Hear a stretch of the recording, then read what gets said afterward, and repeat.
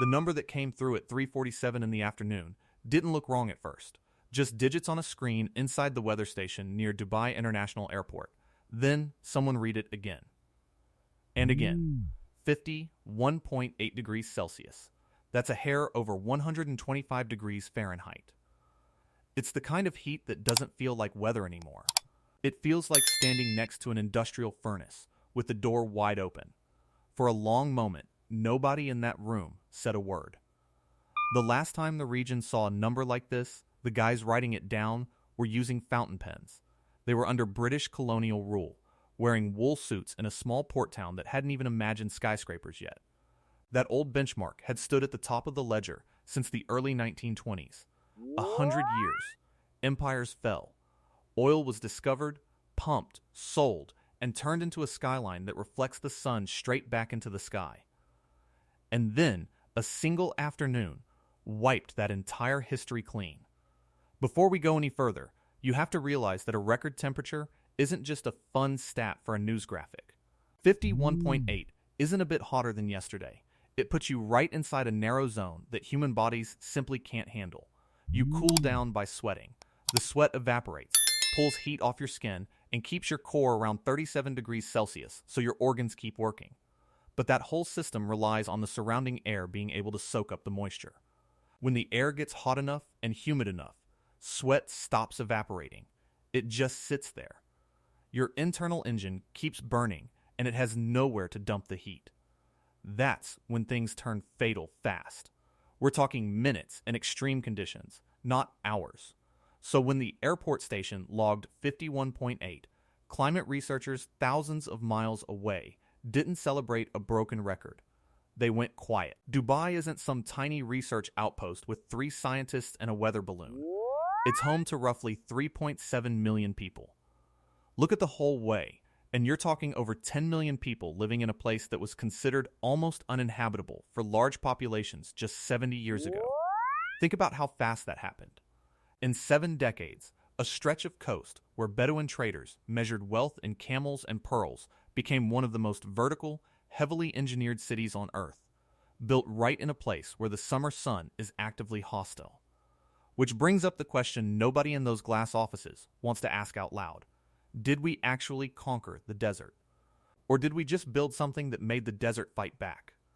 Let's look at what that day actually felt like, because numbers get abstract fast. That afternoon, the asphalt in parts of the city got hot enough to melt cheap rubber shoes. You couldn't touch steel balcony railings without burning your hand. Inside the deepest shade you could find, thermometers were still reading over 45 degrees. There was no cool spot anywhere. The heat soaked straight into the concrete, the glass, the metal, and the roads. It held onto it, radiating back out long after sunset. The city became a giant battery, charging up all day and discharging all night. That night heat is actually what worries researchers the most. A healthy climate gives you a break at night. The sun goes down, the ground sheds heat into the sky, temperatures drop, and your body gets a chance to recover. But when you cover everything in heat-absorbing towers and endless pavement, that break disappears. The night the record broke, the temperature barely dropped at all.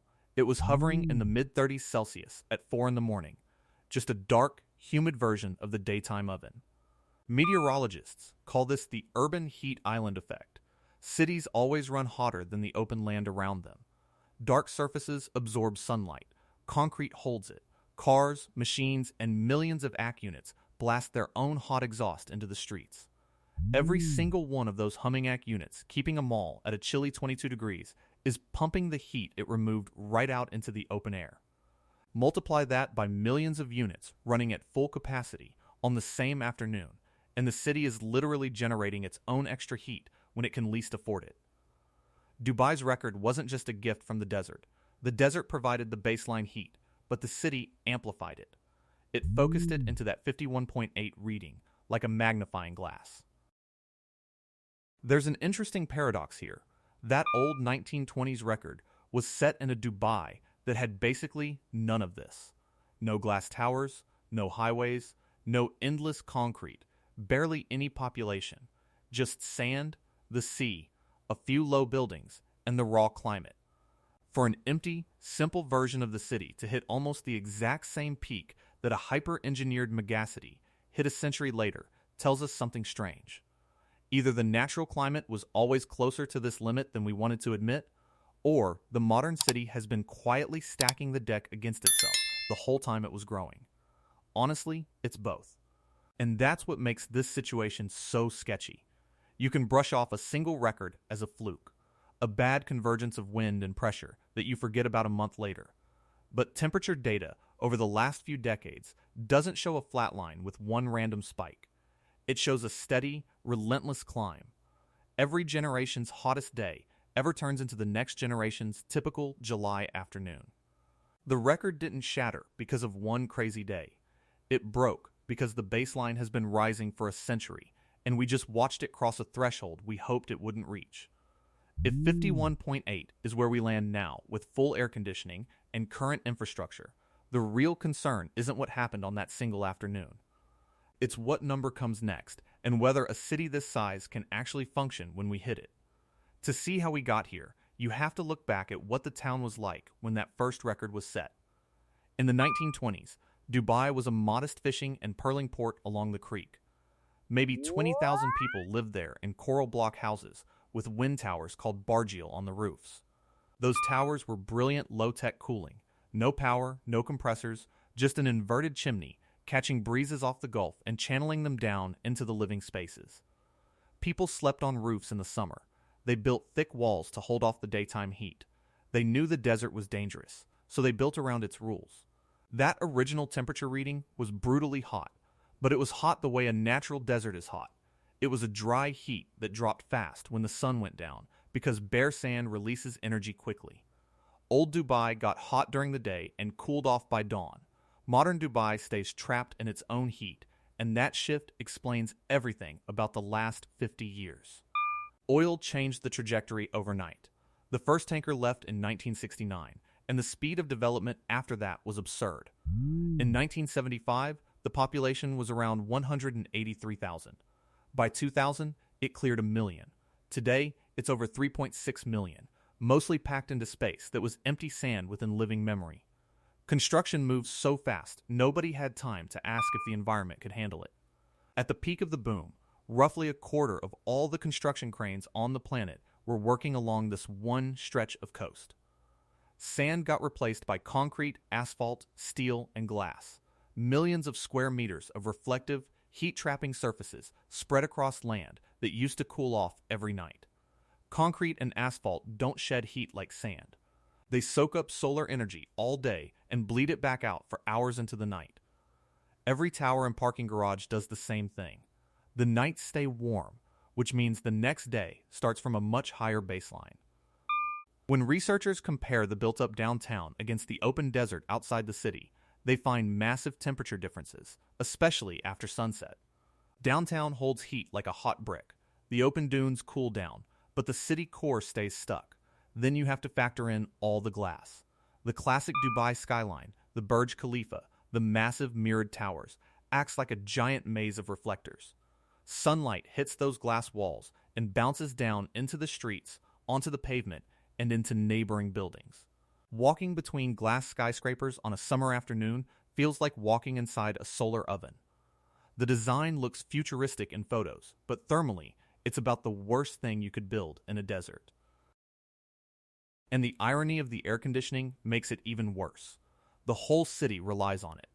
Hotels, malls, homes, metro stations, even some covered walkways are chilled to 22 degrees while it boils outside. But AC doesn't eliminate heat, it just relocates it. Every compressor pulls heat out of a room and dumps it right onto the sidewalk. When you have millions of units doing that simultaneously, you end up pumping a massive wall of waste heat straight into the street level. The system everyone uses to survive the heat actively makes the outdoor air hotter. Studies show that collective AC exhaust can raise nighttime outdoor temperatures by over a degree. It's a feedback loop. The hotter it gets outside, the harder the ACs run, the more heat they vent, and the temperature keeps climbing. Concrete stores the day's heat, glass multiplies the sunlight, and AC units blast waste heat into streets that can't cool off. It became a giant heat engine piece by piece over 50 years, and 51.8 is what that engine outputs when a summer heat wave hits. Here's the part that really matters, though. We mentioned sweat earlier, but scientists track human heat tolerance using something called wet bulb temperature. That's a measurement combining air temperature and humidity to show how well the body can shed heat. The limit for human survival is around a wet bulb reading of 35 degrees Celsius. Past that line, sweat simply doesn't evaporate. It doesn't matter how fit you are or how much water you drink. Your internal temperature keeps climbing, and without artificial cooling, you will die within hours. Dubai's real issue isn't just dry heat on a thermometer. It's the heavy humidity blowing off the Persian Gulf, which is one of the warmest bodies of water around. That mix of high heat and high moisture is the exact recipe for dangerous wet bulb spikes. Researchers studying the Gulf Coast have already logged brief wet bulb spikes creeping right up to that 35-degree line, not in a computer model for 2050, but in actual readings taken over the last few years. Which leads to an uncomfortable reality for a city this size. What happens when the outdoor air stays above human tolerance for a few hours? When going outside isn't just miserable, but physically dangerous? The whole setup relies on the power staying on and the grid holding up without interruption. That's the risk hidden behind the shiny marketing. Every degree the city adds to the outdoor temperature gets fought off indoors by compressors running on electricity. Summer power demand breaks records almost every year, and about 70% of a building's electricity consumption goes straight to cooling. To keep the inside livable, the city burns power that heats up the outside, forcing the ACs to draw even more power. Imagine a worst-case scenario, a 50-degree afternoon with the power grid maxed out. A major transformer fails, a substation trips, and a block of towers loses power at 2 p.m. Inside a sealed glass high-rise, the temperature wouldn't just rise slowly, it would spike. All that glass and concrete would start radiating heat straight into the apartments. Within an hour or two, sealed condos would turn into hotboxes. Many of those windows don't even open. The whole city's livability depends entirely on the grid never failing. And the people facing the highest risk aren't the ones hanging out in air-conditioned apartments anyway. If you walk past a construction site in Al Quoz at 1 p.m. in the summer, you'll see crew members in long sleeves and hard hats pouring concrete, tying rebar, and working on metal scaffolding under a brutal sun. The UA enforces a midday work ban from mid-June to mid-September, stopping outdoor labor between 12:30 and 3:00 p.m. It definitely helps and saves lives, but heat doesn't just disappear outside those 3 hours. It's already intense by 11 a.m. and stays dangerous past 3:30 p.m. Guys working long shifts build up enormous heat loads in their bodies and then go home to housing that might struggle to keep cool. Mortality studies across the Gulf show a clear pattern. A lot of worker deaths get listed as natural causes or cardiac arrest, but those numbers spike significantly during the hottest summer months. Researchers studying migrant labor in the region have directly linked heat stress to high rates of cardiovascular and kidney issues. That's the real human cost that never shows up in promotional videos. City engineers know this model is hitting its limits, and they're trying to engineer around it. Some of the solutions are pretty clever. District cooling systems use central plants to chill water and pipe it to hundreds of buildings at once, which uses way less power than thousands of individual AC units. Dubai has built some of the biggest district cooling networks in the world. They're also building the massive Mohammed bin Rashid Al Maktoum solar park out in the desert, aiming for 5,000 megawatts. The idea is to use the exact same sun that bakes the city to run the cooling systems. Then there are experimental projects. Cloud seeding planes shoot salt flares into cloud formations to try to trigger rain and drop temperatures. They're testing reflective roof coatings, cool pavement paints, and architectural designs inspired by those old Bargiel wind towers. There are even proposals for shaded, temperature-managed pedestrian walkways. But no matter how smart those designs are, they only manage the symptoms. None of them can actually cool down the regional outdoor climate. You can cool a building or shade a walkway, but you can't put an air conditioner over the Persian Gulf.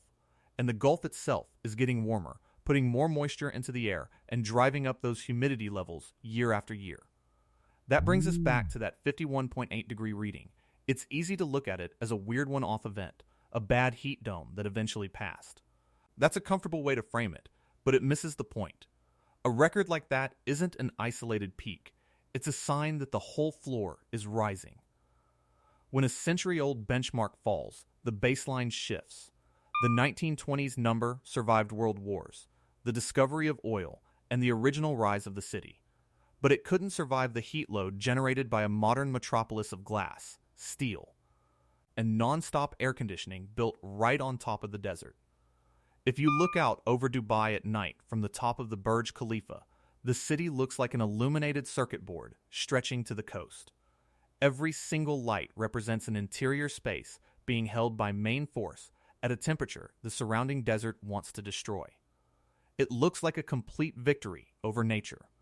But if you look past the lights out into the dark desert beyond, the reality is pretty clear. The climate that held a record for 100 years has already broken it once, and it isn't going to stop there. The city built itself to beat the heat, but now it has to figure out how to survive the environment it helped create.